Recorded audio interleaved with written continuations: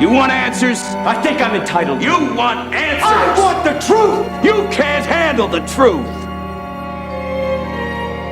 Now it's time for Facts First. And this is just hot off the facts from Mick.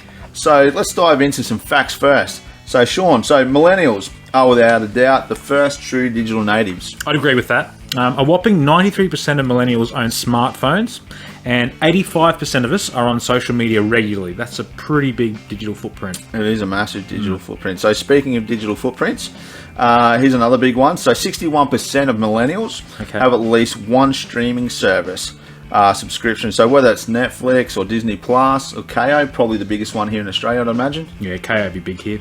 Streaming is sort of where it's at now. You don't have to go and get a DVD or a video or any of those things now. So streaming's a big thing. But we'll talk about the economy, even though we don't really want to. No. That's, at the moment, not something that we want to talk about. However, millennials entered the workforce just as the Great Recession of 2007-2008 hit. Not the Great Recession of 2025, but we'll keep moving. So I actually remember 2007. That was when I entered the workforce. So it wasn't a pretty time to come in as a graduate. No. So many millennials were forced to long-term unemployment early in their careers, like myself. But it was a tough start. On top of that, we have a fact here from Mick that says millennials carry an average student loan debt of $32,000, 32 grand on average. So no surprise, getting to buy your own home is It's getting delayed, right? pretty difficult. Yeah.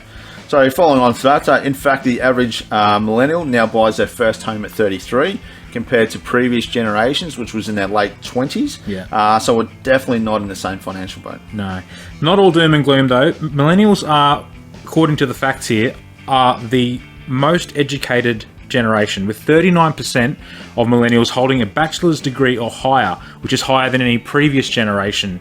And I'm not saying previous generations were dumb, but I am saying that previous generations were potentially dumb.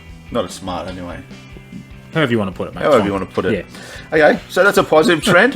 And it's also leading the way for big social changes. Right. So, for instance, 70% of millennials believe in climate change is a serious issue.